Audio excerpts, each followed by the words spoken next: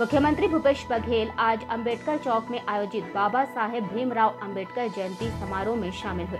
यहाँ उन्होंने मंगल भवन के लिए 50 लाख रुपए और देवेंद्र नगर स्थित बौद्ध विहार में ऑडिटोरियम निर्माण के लिए 50 लाख रुपए की राशि देने की घोषणा की। इसके साथ ही उन्होंने अंबेडकर चौक में नगर निगम द्वारा बाबा साहेब की 20 फीट ऊंची नई प्रतिमा स्थापित करने की घोषणा की। सभा को संबोधित करते हुए मुख्यमंत्री ने कहा कि बाबा साहेब अंबेडकर ने दलित, शोषित और वंचितों के लिए अपना संपूर्ण जीवन समर्पित कर दिया। वे जन्म से लेकर मृत्यु पर्यंत दलितों के उद्धार में लगे रहे। उन्होंने सामाजिक दंश झेलने के बावजूद भी उच्च शिक्षा प्राप्त की और समाज की सेवा और उत्थान में जुट गए। बाबा साहेब अंबेडकर ने मंत्र दिया कि शिक्षित बनो, संगठित रहो और संघर्ष करो।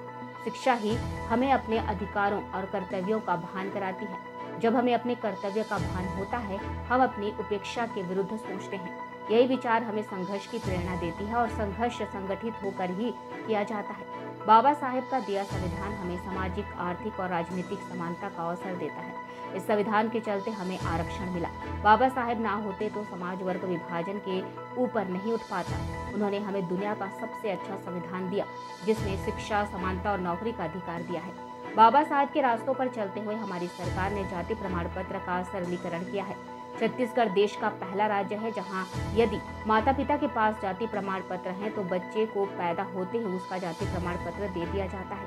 बाबा साहेब ने शिक्षा को सबसे ज्यादा महत्व दिया। उनकी नीति को आत्मसात करते हुए हमने आज लिए निर्णय में स्वामी आत्मानंद अंग्रेजी माध्यम स्कूल, जहां बच्चों को अंग्रेजी माध्यम में उत्कृष्ट शिक्षा दी जाती है, वहां कक्षा में प्रवेश 40 से बढ़ाकर 50 बच्चों की व्यवस्था करने के निर्देश दिए हैं। इस अवसर पर उद्योग और वाणिज्य कर और आबकारी मंत्री कवासी लखमा, नगरीय प्रशासन मंत्री शिव डहरिया, छत्तीसगढ़ राज्य खनिज विकास निगम के अध्यक्ष गिरीश देवांगन, जिला सहकारी केंद्रीय बैंक के अध्यक्ष पंकज शर्मा, रायपुर महापौर एजाज ढेबर, गुरु घासीदास साहित्य और संस्कृति अकादमी के अध्यक्ष KP खांडे और अंबेडकर समारोह आयोजन समिति के सदस्यगण उपस्थित रहे।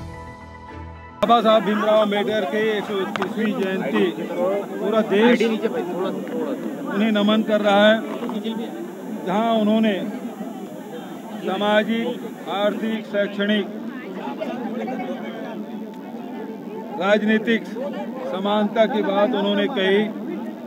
पूरे जीवन भर उन्होंने लड़ाई लड़ी पूरे समाज के लिए, और जो भारत का संविधान है वो उनके अध्यक्षता में बनी। तो भारत संविधान निर्माता के रूप में हम सब जानते हैं, और उसमें हम सबको, प्रत्येक भारतवासी को राजनीतिक, आर्थिक, सामाजिक समानता का अधिकार प्रदान करता है। ऐसे बाबा साहब भीमराव अम्बेडकर को हम सब नमन करते हैं।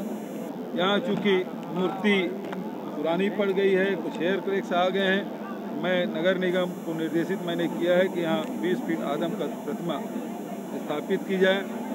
जो देवेंद्र नगर में इनका जो हॉस्टल है, वहाँ ऑडिटोरियम और लाइब्रेरी के लिए 50 लाख रुपए की घोषणा मैंने की है। सर,